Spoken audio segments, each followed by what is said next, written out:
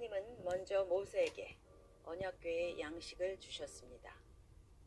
하나님은 모세에게 성막의 여러 지침들 가운데 언약궤의 양식을 제일 먼저 알려주셨습니다. 언약궤는 성막의 가장 안쪽 지성소에 놓여졌습니다. 그곳은 하나님의 영광이 임하시는 곳이었습니다. 하나님의 임재가 가장 중요하다는 것입니다. 그래서 제일 먼저 알려주신 것입니다. 작아도 하나님의 임재와 영광이 임하는 사람은 큰 사람입니다. 커도 하나님의 임재와 영광이 없는 사람은 아무것도 아닙니다. 하나님의 임재와 하나님의 영광을 우리는 가장 중요시 여겨야 하는 것입니다. 우리 삶의 모든 중심에는 하나님이 좌정해 계셔야 하는 것입니다. 언약궤, 그 덮개 위가 시은소였습니다. 대속죄일에 피가 시은소에 뿌려집니다. 그 위에는 두 스랍 천사가 지키고 있죠. 스랍은 에덴 동산에서 화영검으로 생명나무를 지키던 이들이었습니다. 그 칼은 먼저 예수님께 대어졌습니다. 예수님이 십자가에서 죽으실 때요. 대속죄일에 짐승의 피가 뿌려졌듯이 예수님의 피가 스랍 천사들 가운데 뿌려지고 예수님은 생명나무의 생명으로 나아가신 것입니다. 그러나 그 스랍 천사의 칼은 우리에게도 대어집니다. 우리 역시 그리스도와 함께 십자가에 죽어야 되기 때문입니다. 예수님이 우리에게 영원한 생명을 주실 때 생명나무를 지키던 스랍 천사의 칼에 도살되어야 했습니다. 구약시대에는 짐승이 대신 피를 흘렸고 그 피가 시은소 스랍 천사의 날개 아래에 뿌려졌습니다. 그러나 예수 그리스도의 피는 영단번에 그 피를 흘리신 것입니다. 이제 우리가 생명, 영생으로 나아가는 유일한 길은 그 스랍 천사의 칼을 받아들이고 자기 자아가 죽는 길뿐입니다. 언약궤 안에는 두 돌판이 있었습니다. 거기엔 십계명이 새겨져 있었죠. 그 외에도 만나를 담은 항아리, 싹이 난 아론의 지팡이가 담겨져 있었습니다. 만나는 하늘에서 내렸음에도 불구하고 이스라엘 백성들이 그것을 하루 더 보관하려 했을 때 상하고 냄새가 났습니다. 그런데 신기하게도 똑같은 만나가 언약궤 안에 보관되었을 때는 광야에서 40년이나 오래 보존되었습니다. 우리가 하나님의 진리를 그저 우리 마음에 담아두면 오래 못 갑니다. 마치 하루 만에 은혜가 떨어지는 것 같습니다. 그저 들은 말씀은 금방 잊어버립니다.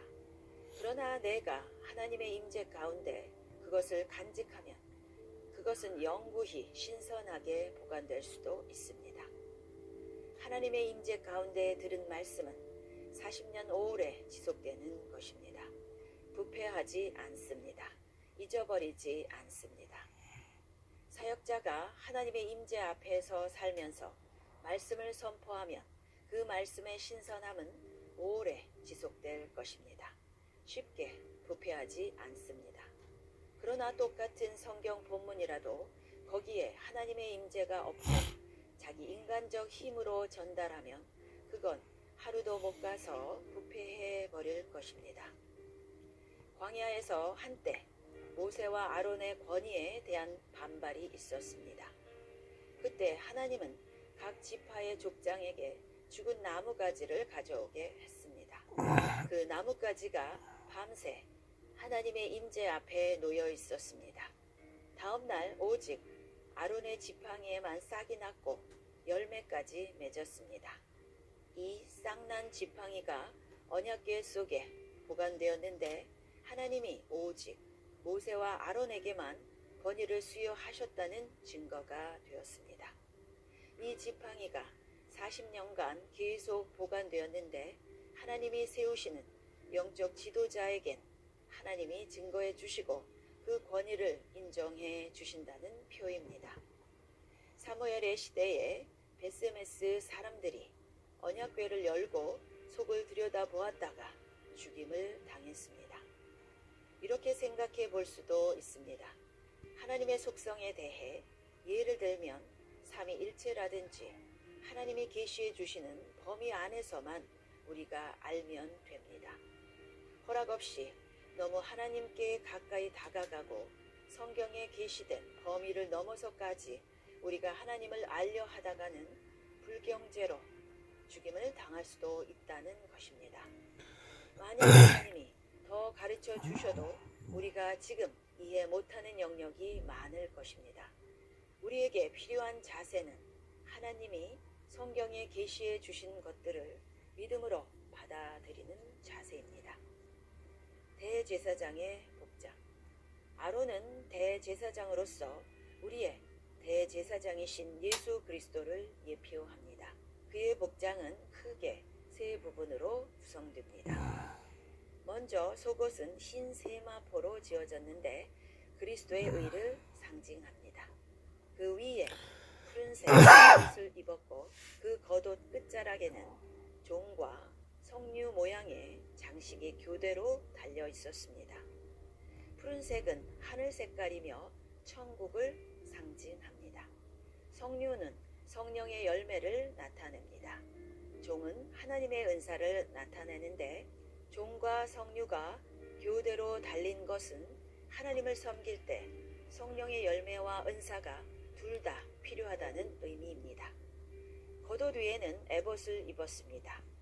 여러 색깔로 지어진 제사장의 앞치마였습니다. 에봇의 가슴판에는 12보석이 달려 있었는데 이스라엘 12지파를 상징했습니다. 그리고 에봇의 주머니에는 우림과 둠림이란 돌을 넣고 다녔습니다. 이것은 다 자기 백성을 위하시는 대제사장이신 예수 그리스도를 상징합니다. 12지파를 모두 돌보시는 그분의 사랑. 1년에 한 번 있는 대속죄일에는 대제사장은 자기 화려한 옷을 다 벗고 지성소에 오직 흰옷만 입고 들어갑니다. 그가 지성소에서 나올 때 백성들 앞에 나아가기 전에 그는 자기 대제사장 복장을 다시 입었습니다. 이것은 우리가 주님 앞으로 나아갈 때 우리는 단지 단순함과 겸손함과 깨어짐으로 나아가야 한다는 것입니다. 그러나 우리가 백성들 앞에 나올 때는 우리는 얼굴에 기름을 바르고 우리의 희생과 기도와 금식을 숨기며 나와야 함을 보여줍니다. 크리스천 삶의 3단계. 광야 성막 또는 성전은 크게 세 부분으로 나누어집니다. 마당, 성소, 지성소인데요. 이것은 우리 각자의 영적 수준을 나타내기도 합니다. 신앙 성장 수준을 크게 나누어 보면 마당, 하나님께 죄 용서받는 단계. 이 사람은 성막 마당까지만 나아가는 사람입니다. 성소, 제사장처럼 하나님을 섬기고 봉사하는 단계. 봉사를 하지만 하나님과 깊은 교제가 없을 수도 있습니다. 지성소, 하나님과 친밀한 교제까지 나아가는 사람. 그에게 임하신 성령의 역사와 관련해서 보면 마당은 육신적인 크리스찬, 카널 크리스찬, 성령으로 거듭나기는 했으나 아직 육신에 이끌려 살아갑니다. 성소, 혼적인 크리스찬, 소울리시 크리스찬, 성령으로 거듭났으나 자기 지, 정, 의, 판단에 의해 혼적으로 신앙생활하는 사람. 지성소, 영적인 크리스찬, 스피리추얼 크리스찬, 자기 혼을 뛰어넘어서 매일 성령의 인도를 받는 사람. 마당은 그저 구원의 은혜를 감사만 하는 사람이요, 성소는 하나님을 찬양까지 하는 사람이요, 지성소로 나아가는 사람은 하나님을 경배하는 사람입니다. 위에서 찬양과 경배의 차이는, 찬양은 하나님의 크심과 전능하심을 찬양하지만 여전히 자신과 연관하여 자신에게 베풀어 주신 하나님의 크심과 전능하심을 찬양하는 것이라면, 경배는 자신을 잊어버리고 하나님께 몰입하여 하나님께 예배하는 것을 뜻합니다. 자신과 관련 없이 그저 하나님의 하나님 되심을 예배하고 경배하는 것입니다. 이성과 판단과 관련하여 마당에는 해가 비치고 성소에는 등대가 있어서 사람들은 분별하고 생각하고 판단합니다. 그러나 지성소에 들어가면 아무 빛이 없고 오직 하나님의 임재의 빛과 영광만 비칩니다. 지성소 단계로 들어가는 신자는 그 하나님의 임재 앞에서 생각하고 판단하고 결정을 합니다. 하나님의 임재와 속성에 따라서요. 영적 성숙과 관련하여 마당은 아직 아기입니다. 신약에 아기라는 표현이 몇 군데 나오죠. 성소, 청년입니다. 지성소, 장년이요 아비입니다. 예수 그리스도께서는 성소와 지성소 사이를 가로막고 있는 휘장을 그의 육체로 찢어버리셨습니다. 그래서 신약 성도인 우리는 하나님의 임재 앞으로 지성소로 담대히 나아갈 수 있게 되었습니다. 예수님의 십자가로 휘장을 찢어버리셨다는 것은 신약 성도인 우리가 지성소 하나님의 임재 앞으로 나아가라는 뜻입니다. 길을 열어 놓으셨다는 의미입니다. 그런데도 우리는 하나님의 임재 앞으로 나아가기를 거부한다면, 자기 자신의 육신을 따라서 산다면 하나님의 지성소 임재 앞에서 누리게 되는 성도의 모든 능력, 은총, 권세를 모두 상실하게 될 것입니다. 그래서 그저 자기 혼으로 사는 성소의 생활 또는 자기 육신을 따라 사는 마당 생활로 만족할지 모르나, 성경이 우리에게 제시하는 바는 우리가 날마다 십자가를 지고 휘장 사이로 하나님의 임재 앞으로 나아가는 삶입니다. 히브리서 10장 20절, 그 길은 우리를 위하여 휘장 가운데로 열어놓으신 새로운 살 길이요 휘장은 곧 그의 육체니라. 십자가의 길을 우리는 기억합니다. 그러나 그것은 길 과정이지 목표가 아닙니다. 우리의 목표는 지성소에서 하나님과 교제하는 것입니다.